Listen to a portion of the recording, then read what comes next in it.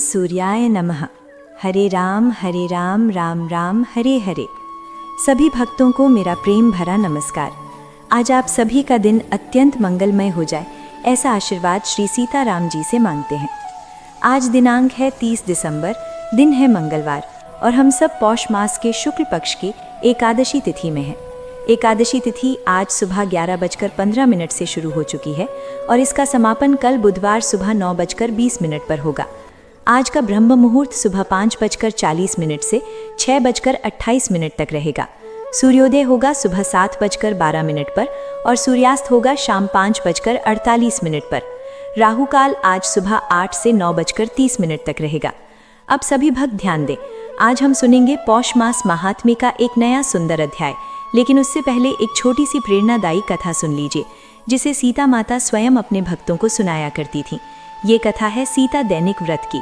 जो भक्त रोजाना सीता माता की कथा सुनकर अपना दैनिक व्रत पूरा करते हैं, अगर कोई भक्त सिर्फ पौष मास महात्म्य ही सुनना चाहे तो ये भाग स्किप करके आगे सुन सकता है।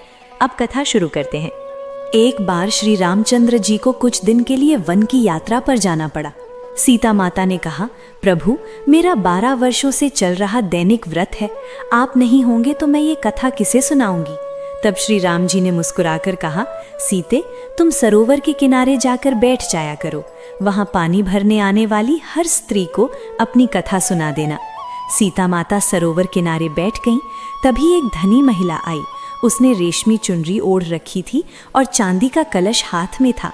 सीता माता ने कहा, बहन मेरे 12 वर्ष के दैनिक व्रत की कथा सुन लो। वो महिला बोली, मुझे जल्दी घर जाना है, नहीं तो मेरी सास गुस्सा करेंगी, मैं कथा नहीं सुन सकती। ये कहकर वो घर चली गई। लेकिन जैसे ही वो घर पहुंची, उसकी रेशमी चुनरी फट गई और चांदी का कलश मिट्टी के घड़े में बदल गया। सास ने पूछा, बहू ये क्या हुआ, किसका दोष लेकर आई है? बहू ने कहा, माँ सरोवर किनारे एक महिला अपनी कथा सुनाने को कह रही थी, मैंने नहीं सुनी, शायद यही फल मिला। अगले दिन सास ने वही चुनरी और वही कलश लेकर सरोवर किनारे जाकर सीता माता के पास बैठ गई। सीता माता ने कहा, बहन मेरी कथा सुनो। सास बोली, एक बार नहीं 4 बार सुनूंगी। तब सीता माता ने कथा शुरू की। राम आए लक्ष्मण आए, देश के संत आए, दैनिक व्रत का फल लाए, आओ राम बैठो राम, घी की रोटी जीमो राम, मक्खन मिश्री खाओ राम, दूध बताशे पियो राम, रेशमी पलना झूलो राम, रेशमी ओढ़नी ओढ़ो राम, जब बोलूं राम ही राम, राम सबके काम सवारे, खाली भंडार भरेंगे, सबकी मनोकामना पूरी करेंगे, श्री राम जय जय राम। बहू बोली, माँ कथा तो बहुत सुंदर है। सास बोली, अब से हम रोज ये कथा करेंगी। दोनों सास बहू रोज सुबह नहा धोकर पूजा के बाद सीता माता की ये दैनिक कथा करने लगी। एक दिन पड़ोस की एक महिला आई और बोली, बहन थोड़ा अंगारा देना। बहू बोली, अभी तो हमने चूल्हा जलाया ही नहीं। पड़ोसन बोली, फिर सुबह से क्या कर रही हो? दोनों बोली, हम सुबह उठकर पूजा करते हैं, फिर सीता माता की दैनिक कथा करते हैं। पड़ोसन बोली, इस कथा से क्या मिलता है? दोनों बोली, इससे घर में धन धान्य भर जाता है, हर काम बन जाता है, मन की हर इच्छा पूरी हो जाती है। पड़ोसन बोली, अगर ऐसा है तो मुझे भी कथा सुनाओ। तब उन्होंने कथा सुनाई। राम आए लक्ष्मण आए, देश के संत आए, दैनिक व्रत का फल लाए, आओ राम बैठो राम, घी की रोटी जीमो राम, मक्खन मिश्री खाओ राम, दूध बताशे पियो राम, रेशमी पलना झूलो राम, रेशमी ओढ़नी ओढ़ो राम, जब बोलूं राम ही राम राम, सबके काम सवारे, खाली भंडार भरेंगे, सबकी मनोकामना पूरी करेंगे, श्री राम जय राम। पड़ोसन बोली, कथा बहुत अच्छी है। अब वो भी रोज ये कथा करने लगी। सीता माता की कृपा से उसके घर भी धन के भंडार भर गए। धीरे धीरे पूरे गांव में ये दैनिक कथा फैल गई। हर घर की मनोकामना पूरी होने लगी।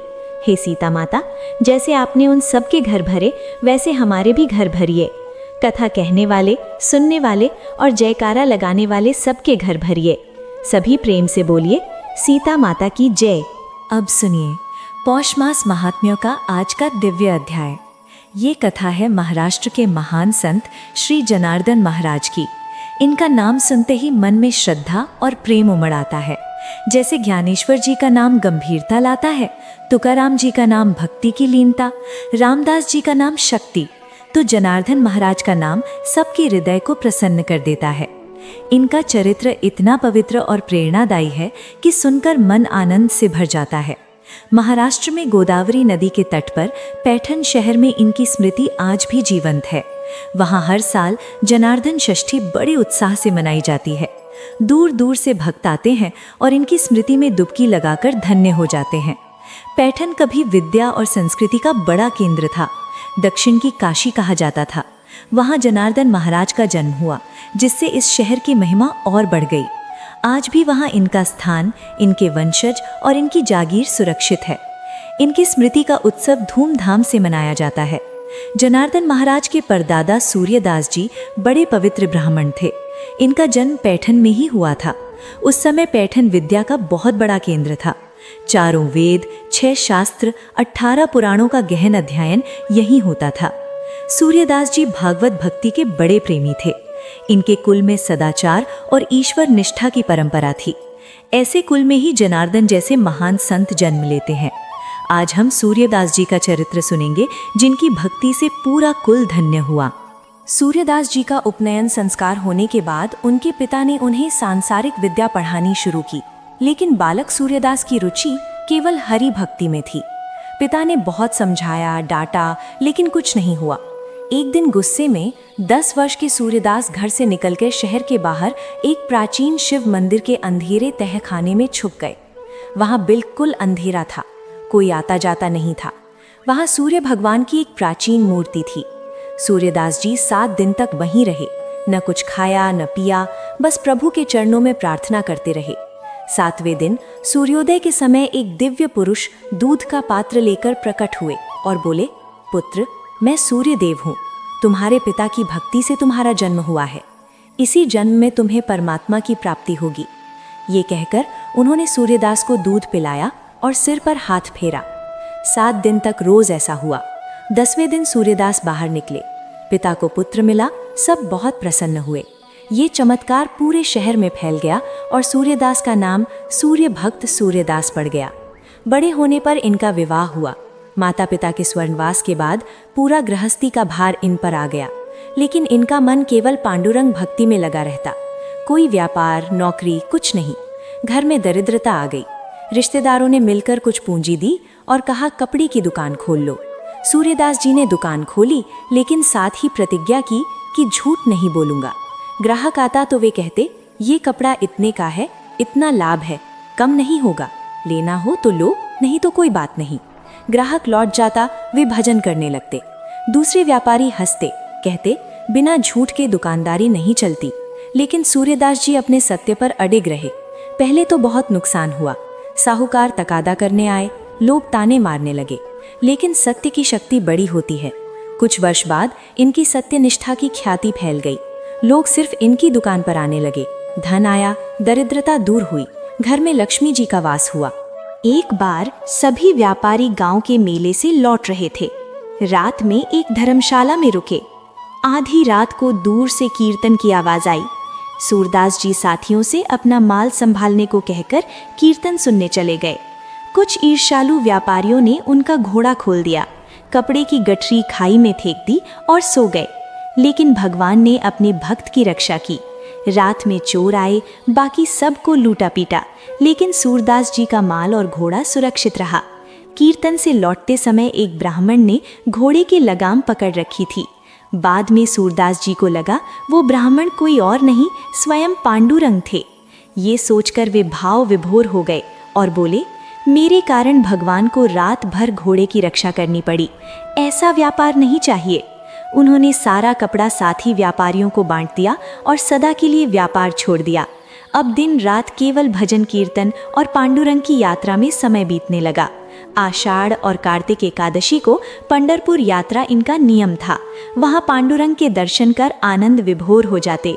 इनकी अनेक अभंग आज भी गाए जाते हैं, जिनमें वे कहते हैं, मेरे कान केवल तेरे नाम और गुण सुनेंगे, मेरे पैर केवल तीर्थ यात्रा पर जाएंगे, ये शरीर केवल तेरी भक्ति में लगेगा, पेट के लिए व्यर्थ धंधा नहीं करूँगा, केवल उच्छिष्ट प्रसाद से निर्वाह करूँगा, हे प्रभु, मुझे ऐसी भक्ति दे कि सदैव तेरा नाम लूं, सब में तुझे ही देखूं। सूरदास जी की भक्ति इतनी प्रगाढ़ थी कि एक बार पंढरपुर की विट्ठल मूर्ति विजयनगर के राजा ने ले ली थी। भक्त बहुत दुखी थे। सूरदास जी ने कहा, मैं मूर्ति वापस लाऊंगा। वे विजयनगर गए। रात में महल के दरवाजे अपने आप खुले। उन्होंने विट्ठल जी को गले लगाया, प्रेमाश्रुओं से गहलाया और कहा, भक्त आपके बिना रो रहे हैं, चलिए हमारे साथ। मूर्ति के गले का बहुमूल्य हार उनके हाथ में गिर गया। वे उसे प्रसाद समझकर बाहर निकले। सुबह राजा को पता चला तो उन्होंने सूरदास जी को पकड़ लिया और सूली की सजा सुना दी। लेकिन जैसे ही सूली पर चढ़ाया गया, सूली हरे भरे वृक्ष में बदल गई। राजा समझ गए कि ये महान भक्त हैं। उन्होंने मूर्ति वापस लौटने की आज्ञा दी। सूरदास जी मूर्ति लेकर पंढरपुर लौटे। वहां भक्तों ने भव्य स्वागत किया। कार्तिक एकादशी को रथ यात्रा निकाली गई, जो आज भी उस स्मृति में मनाई जाती है। सूरदास जी की भक्ति से पूरा कुल धन्य हुआ और बाद में उनके वंश में जनार्दन महाराज जैसे महान संत हुए। सभी प्रेम से बोलिए, पांडुरंग भगवान की जय, सूरदास महाराज की जय, जनार्दन महाराज की जय। अब सुनिए एक छोटी सी मधुर कथा, लज्जा और भज्जा की। एक बार एक लज्जा नाम का व्यक्ति था जो रोज 1.25 मन लड्डू बनाकर भगवान को भोग लगाता था, और एक भज्जा नाम का तपस्वी था जो दिन रात तपस्या में लगा रहता था। एक दिन दोनों में झगड़ा हुआ। लज्जा बोला, मैं रोज भगवान को लड्डू का भोग लगाता हूँ, इसलिए मैं बड़ा हूँ। भज्जा बोला, मैं दिन रात तप करता हूँ, इसलिए मैं बड़ा हूँ। नारद जी वहां से गुजर रहे थे। दोनों ने उनसे फैसला मांगा। नारद जी बोले, कल पता चल जाएगा। अगले दिन दोनों अपनी भक्ति करने आए। नारद जी ने छुपकर 1.25 करोड़ की 2 अंगूठियां रख दी। भज्जा ने अंगूठी देखी और चुपके से दबा ली। लज्जा ने देखा भी नहीं और भोग लगाकर लड्डू खाने लगा। नारद जी आए और भज्जा से खड़े होने को कहा। अंगूठी दिख गई। नारद जी बोले, तप करने पर भी लोभ नहीं गया, इसलिए लज्जा बड़ा है। भज्जा शर्मिंदा हुआ और बोला, मेरी तपस्या का फल कैसे मिलेगा? नारद जी बोले, जब तक हर कथा के साथ लज्जा भज्जा की कथा नहीं कही जाएगी, तब तक फल मिलेगा। इसलिए आज भी हर व्रत कथा के अंत में ये कथा कही जाती है। आप सुनिए सूर्य भगवान की सुंदर स्तुति। जय सूर्य देव, जगत के नेत्र तुम हो, प्रकाश स्वरूप तुम हो, त्रिगुणमय त्रिलोक के पालक, तुम्हारे बिना कुछ नहीं चलता। 7 अश्वों का रथ लिए तुम आकाश में विहार करते हो, किरणों से सृष्टि को जीवन देते हो। गायत्री मंत्र से तुम्हारी आराधना होती है। संध्या त्रिकाल में तुम्हारा ध्यान करने से मन शांत होता है। रविवार को तुम्हारा व्रत करने से पुत्र धन वैभव मिलता है। तुम राहु के ग्रास से मुक्त कराते हो। तुम्हारी कृपा से रोग दूर होते हैं। दीर्घ आयु बल बुद्धि देते हो। जय सूर्य भगवान, जय दिनकर भगवान। अब तुलसी माता की आरती और भजन। जय जय तुलसी माता, महिमा तुम्हारी अपार, हरि की प्रिय तुम सबसे प्यारी। शालिग्राम की पटरानी तुम हो, वृंदावन की रानी तुम हो। पत्ती मंजरी से श्री हरि के चरण लपटाते हो।